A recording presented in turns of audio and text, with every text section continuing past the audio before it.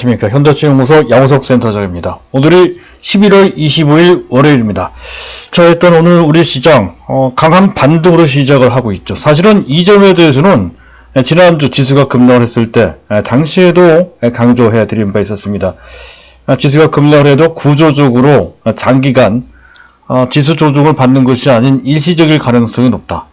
빠르면 금조중 또 일주 만에 조정을 딛고 이번 주부터 반등이 나올 가능성이 크다. 그런 관점으로 말씀을 드렸던 건데요. 자, 기대했던 대로 지수가 이제 반등이 제법 탄력적으로 나오고 있는데, 자, 이것이 일회적인 것인지 연속적으로 반등 추세에 연결될 것인지에 대해서 한번 검토를 먼저 해봐야 된다는 것이죠. 사실은 오늘 지수 반등은 어떤 측면에서 봤을 때 필연적인 측면이 좀 있습니다. 필연적인 지수 반등과 그에 따라서 그동안 상당히 낙폭이 심했던 바이오주들이 일제히 반등이 나오고 있습니다. 사실상 무차별적인 반등이다 이렇게 볼 정도로 거의 모든 바이오주들이 마치 약속이나 한 것처럼 다같이 반등이 나오는데요. 이 현상을 조금 우리가 조명을 좀 해볼 필요가 있다는 것이죠. 먼저 지수, 오늘 우리 종합지수가 현재 코스피든 코스닥이든 이렇게 반등이 나오는 사유를 한 정리를 좀 해봐야 되겠죠. 일단 큰 것은 미중 무역 협상이 현재 가까이 왔다라고 하는 트럼프의 말 한마디, 최근 들어 트럼프의 말 한마디 때문에 미국 증시도 또 전 세계 증시도 오락가락 한단 말이죠. 어쨌든 이 부분은 사실 아직까지는 좀 불확실한데 전반적인 내용은 그렇게까지 나쁘지는 않은 것 같습니다. 어쨌든 그렇게 보시면 되고, 또 한 가지는 지소미아가 연기가 됐죠. 위협이 있든 어쨌든 논란은 있지만 시장에는 현재 긍정적으로 작용이 된다는 거고요. 또 현재 우리 증시가 최근 들어 현재 코스피도 그렇지만 특히 코스닥은 낙폭이 심했습니다. 그런 정도로 거의 고점 대비로 직전 고점 대비로 5% 이상 조정을 받으면 기술적으로 반등이 나오거든요. 그런 정도 조정을 받았으니 당연히 반발에 나올 때가 됐다는 것도 그렇고요. 가장 결정적인 것은 이거 같습니다. MSCI 상해 A주의 현재 비중이 5% 올라감에 따라 상대적으로 한국에 대한 비중이 낮춰진다. 비중 조절 물량이 최소한 2조 원 내지 3조 원 정도 나온다고 제가 말씀을 드린 바 있었습니다. 지난 한 2주 정도에 걸쳐서 그 물량이 상당분 출회된 바 있죠. 약 2조 원 정도가 지난 2주 동안 12거래일 동안 현재 나와서 출회가 됐습니다. 그런 정도라면 그와 관련된 물량의 상당 부분이 소진됐다. 이렇게 이제 볼 수 있다는 것이죠. 그리고 앞에 말씀드린 현재 미국 증시와 관련해서 지금 현재 진행되고 있는 나스닥 선물, 특히 우리나라 증시는 대외 의존성이 상당히 강해서 미국의 나스닥 선물의 주가 지수 동향과 관련해서 상당히 민감하게 반응을 합니다. 지금이 그렇죠. 현재 보시면 나스닥 선물이 약 30포인트 정도 강세로, 이 정도는 비교적 강한 수치입니다. 그래서 우리 증시를 한테 올리는데 심리적인 긍정적 영향을 미치는 그런 상태라고는 할 수가 있는 것입니다. 일단 그런 정도로 현재 지금 지수의 반등이 설명이 된다는 것이고요. 여기서 한 가지 좀 미흡한 측면이 있습니다. 즉 연속적인 반등을 위해서는 이런 것까지 갖춰줘야 된다는 건데, 이런 게 뭐냐 하면 바로 이런 것입니다. 기관들이 이러한 흐름에 동참을 해야 된다는 건데요. 기관들이 기관들이 순매수로 전환되긴 했습니다. 하지만 그 매수 규모가 조금은 미흡하죠. 외국인들이 매도를 줄이긴 했지만 순매수로 전환되지 않은 이 모습은 다소 미흡한 그런 모습이라고 할 수 있는 것이고요. 또 한 가지는 선물 쪽의 수급인데요. 외국인들이 비교적 적극적으로 선물을 매수를 합니다. 하지만 기관들이 거기에 맞등해서 물론 외국인들의 선물 매수에 비해서는 그 매도가 그 숏을 잡은 그 물량이 작기는 하지만 결코 현재 전체 규모로 봤을 때 적지 않은 약 3,200계약 정도 지금 현재 시각 오전 10시 25분밖에 안 되는데 벌써 3,200계약이나 매도 물량, 숏 물량이 나오고 있단 말이죠. 이게 강세장이면 외국인도 기관도 선형물 모두 순매수, 그것도 작은 규모가 아닌 대규모로 순매수를 합니다. 앞에서 말씀드린 지수가 반등하는 어떤 배경을 말씀드렸는데 그 배경이 상당히 따지고 보면 의미가 있는 그런 내용들로 되어 있습니다. 그것이 진짜로 시장에, 특히 우리 증시에 긍정적인 영향을 미친다라고 했을 때는 우리가 기대했던 대로 기관 및 외국인들이 적극적으로 선현물을 대규모로 매수를 해야 된다는 건데, 그렇지 않다는 것에서 외국인들은 선물은 매수하지만, 이거 잘못됐네요. 현물 온리가 아니라 선물입니다. 선물 온리, 선물만 매수할 뿐 다른 부분은 좀 현재 오히려 매도하거나 관망을 하거나 그런단 말이죠. 또 한 가지는 선물 베이시스는 비교적 양호합니다만은 그와 연관되는 프로그램 매수가 뒤따라야 됩니다. 프로그램 매수가 거의 안 들어오고 있죠. 요 수치는 프로그램 매수입니다. 지수가 본격적으로 반등을 하거나 연속적인 상승을 할 때 흔히 나타나는 모습은 그런 호전된 수급 상황과 더불어서 차익거래 및 비차익거래 쪽에 차익거래 약간 좀 어려운데요. 어쨌든 알아주시면 상당히 도움이 됩니다. 차익거래 및 비차익 쪽에 상당히 강한 순매수가 들어옵니다. 지금 그렇지 않죠. 거의 관망하고 있는 상태입니다. 차익거래 쪽에 오히려 49억 원 순매도고 비차익 쪽은 66억 원. 좀 오전 중이긴 하지만 규모는 상당히 적은 편입니다. 지금 서로 차익과 비차익 쪽에서 엇갈려 있기도 하죠. 이 점이 지수가 연속적으로 상승할지, 지수 반등의 강도가 아주 강한지를, 지금 약간 의문스럽게 만드는 그런 요소라고 할 수가 있겠습니다. 따라서, 이 반등은, 떨어질 때도 있지만, 올라갈 때도, 그렇게, 즉, 기술적인 반등의 성격이 강한, 연속적인 반등을 자신할 수는 없는 그런 상태. 전반적으로 하락세가 진전되고 그 낙폭 과대에 따라서 어느 정도 자연스럽게 주변 호재를 발판 삼아서 반등 나오는 정도, 그런 정도로 이해를 하는 게 맞을 것 같고요. 그렇다고 한다면 지수의 한계는 아마도 종합지수로 봤을 때 2150포인트 이상 그렇게 올라가기는, 지금 2127이죠. 2150포인트 이상 올라가기에는 아직까지는 다소 좀 미흡한 그런 정도의 상태로 보시면 됩니다. 물론 추세적으로 보면 전혀 나쁘지 않습니다만은 굳이 단기로 본다면 그런 정도의 어느 정도 한계를 놓고 보실 필요가 있다. 특히 단기 매매할 때는 그것을 참고해서 보실 필요가 있다 하는 것으로 설명드릴 수가 있겠다는 것이고요. 자, 그리고 세 번째 주제. 특히 단기 매매를 하시는 분들은 도움이 되실 수 있을 것 같습니다. 현재 보통 지수에 민감한 파트가 있어요. 당연히 지수에 민감한 종목으로서는 대형주 중에 그것도 시가총액 최상위 20위권 내에 있는 프로그램 매매 대상인 종목들 또는 인덱스 펀드 매매 대상인 종목들, 시총 상위주가 되는 것이죠. 그 중에서도 시총 10위권 내에 있는 종목들, 삼성전자를 비롯해서 SK하이닉스 또는 바이오주 중에서는 셀트리온이나 또는 현재 삼성바이오로직스 같은 종목들이 현대차도 다 포함이 되고요. 그리고 뭐 LG 화학이나 이런 종목도 다, 포스코도 다 포함이 됩니다. 이런 종목들이 이제 지수 민감 대형주가 되겠습니다. 하지만 그들을 제외한 나머지 종목군들 중에서 그 전에는 지수 민감주로서는 가장 대표적인 업종은 아실 겁니다. 증권주였습니다. 근데 최근 들어서는 안 그래요. 증권주는 거의 소외주나 다름이 없다는 것이죠. 참고로 미래에셋증권입니다. 지수가 좋은데도 불구하고 미래에셋증권은 지수 따라 움직이는 것인지 애매할 정도죠. 그리고 NH증권 잠깐 보도록 하겠습니다. NH증권도 비슷해요. 1.2% 정도 올라왔습니다. 그 전 같았으면 지수가 이런 정도에서 반등이 나왔으면 증권주가 가장 앞장서서 가장 탄력적으로 가장 많이 올라갔을 텐데 전혀 그렇지 않습니다. 지금 지수에 가장 민감한 섹터는 오히려 바이오주입니다. 바이오주.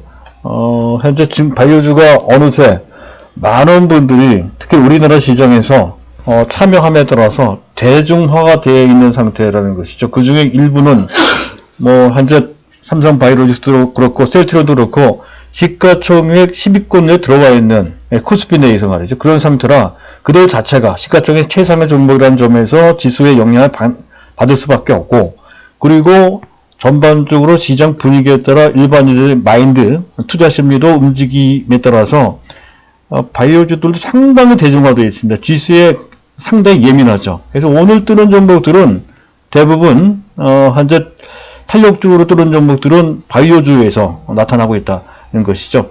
그 외 코스닥 IT 종목들, 반도체나 또는 현재 핸드폰 관련주, 또 5G와 관련된 종목들도 기본적으로 지수에 민감한 편인데, 그 중에서도 코스닥 지수에 상당히 민감하더라 하는 정도를 염두에 두시면서 보시면 될 것 같고요. 더불어 바이오주와 관련돼서도 조금 생각을 해봐야 된다는 건데요. 바이오주들이 오늘 상당히 탄력적으로 올라가고 있습니다. 바이오주가 올라가는 그 배경과 관련돼서 바이오주는 현재 SK바이오팜 아주 비상장이죠. SK그룹이 벌써 27년 동안 계속 현재 연구 개발을 해왔던 분야, 계속 지원을 해왔던 그 분야입니다. 그 중에 핵심이 되는 회사가 SK바이오팜, 또 그 자회사가 SK바이오텍이죠. 그중 SK바이오팜이 그동안 계속해서 연구 개발을 해왔던 뇌전증 치료제 에스코프리라고 하는 것, 이것이 미국 식약청 FDA에서 승인을 받았어요. 바로 이런 부분, 이런 것이 전반적으로 바이오가 뜨는 데 있어서 상당히 큰 영향을 미친 것으로 그렇게 이제 판단이 됩니다. 그것 때문에 SK바이오랜드가 지난 금요일 날이죠. 어려운 상황 속에서도 상한가를 치고요. 그리고 오늘도 추가적으로 장대 양봉을 대량 거래를 동반한 채 장대 양봉으로 해서 한 단계 더 올라가는 그런 모습으로 진행되고 있습니다. 이틀 만에 거의 60% 이상 가까이 올라가는 기염을 토하고 있는 그런 모습이 비단 해당 SK 관련주들 뿐만 아니라 바이오 전체에도 긍정적인 영향을 미치고 있다는 건데, 지수와 상당히 밀접한 관련이 있다는 것이죠. 그와 관련돼서 보실 필요가 있겠다 하는 그런 거고요. 그랬을 때 우리가 주목을 해야 되는 것은 이런 때에는 거의 무차별적으로 바이오주들이 반응을 합니다. 이런 경우에는 단기적으로 봤을 때 바이오에 대한 엄격한 구별은 굳이 불필요합니다. 현재 내가 갖고 있는 바이오가 이런 흐름에 동참하냐 동참하지 않느냐에 초점을 맞춰야 된다는 거고요. 새롭게 그것도 단기로 바이오로 한다고 했을 때에는 가급적이면 유명 바이오 관련주에 초점을 맞춰줄 필요가 있다 하는 것으로 설명이 됩니다. 가령 지금 현재 같아서는 현재 HLB 같은 경우는 가장 대표적인 케이스죠. 지금 현재 차트상으로 상당히 얌전하게 움직이고 있습니다만 사실 저점 대비 거의 7%나 올라가 있는 그런 상태라는 것이고요. 또 헬릭스미스도 약 4% 정도 올라왔죠. 상당히 유명한 종목들입니다. 또 메지온 같은 종목도 있죠. 메지온도 지금 현재 현재 전일 대비 거의 10% 가깝게 급등을 하고 있는 모습도 비슷한 그런 맥락에서 움직인다라고 이제 보시면 된다는 것이고요. 그리고 단기 낙폭 과대 상태는 아니긴 하지만 상승 추세 선상에 있는 유명 종목으로 알테오젠이 있죠. 알테오젠도 위치가 결코 낮은 상태가 아닌데도 불구하고 단기 낙폭이 있는 것에 반발하면서 약 7% 넘게 반등이 나오고 있고요. 젠백스 같은 경우도 그렇습니다. 거의 낙폭이 없는데도 불구하고 상승 대열에 동참하는 모습도 그런데, 이왕이면 이런 경우에는 낙폭이 있는 유명한 종목에 초점을 맞춰 보는 것이 좋겠다 하는 것으로 설명이 된다. 이렇게 이제 말씀을 드릴 수 있겠고요. 그 외에 다소 특이한 종목들도 있습니다. 녹십자 랩셀도 있고요. 녹십자 셀도 있고요. 이런 또 셀리보리 같은 종목들도 있습니다만은 좀 어렵죠. 이런 종목들을 굳이 찾아갈 필요가 없습니다. 물론 이제 장기적으로 봤을 때 어떤 특정의 기술력과 특정의 재료를 갖고 있는 종목을 연구해서 그 종목을 한제 선택한다는 것은 별도의 개념으로 충분히 할 수 있겠습니다만, 오늘 같은 장세 하에서는 종목에 대한 엄격한 구별보다는 시장을 제대로 파악하고 그에 걸맞는 유명한 종목을 일단 단기로 접근해 볼 필요가 있다는 것으로 정리할 수가 있겠고요. 자, 마지막으로 한 가지 더 말씀드릴 것은, 이들 종목들이 여러 가지 의미가 있다고는 하지만 그러나 몇 가지 유의할 사항들이 있습니다. 기본적으로 앞서 말씀드렸던 것처럼 지수의 또는 시장 분위기에 결정적으로 영향을 받습니다. 따라서 지수를 봐야 된다는 건데, 지수를 볼 때 항상 제가 말씀드리는 게 있죠. 수급은, 그러니까 코스피 쪽의 수급입니다. 현재 외국인 기관이, 특히 외국인들이 어떤 스탠스를 갖고 현재 코스피에 임하고 있는지, 순매수하는 게 좋다는 것이죠. 그리고 선물 수급 및 그와 관련된 선물 동향도 상당히 중요합니다. 선물 지수가 올라가는지 내려가는지, 그 뒷받침하는 외국인들의 선물에 강한 매수가 들어오는, 오늘 같은 날이 그런 날이죠. 외국인들 강력하게 선물을 매수하니 우상향 방향으로 장중에 선물 지수가 올라가면, 그러면 지수가 괜찮을 것이고, 또 그와 연관해서 움직이는 바이오 대표적인 종목들도 주가 흐름이 비교적 양호할 것이다라고 설정해서 볼 수가 있다는 것이죠. 그리고 또 한 가지는 나스닥 선물입니다. 나스닥 선물이 지금 현재 약 33% 뜨고 있는데, 이게 만약에 장중에 꺾이거나 하게 되면 그 부정적인 영향을 받을 가능성이 대단히 큽니다.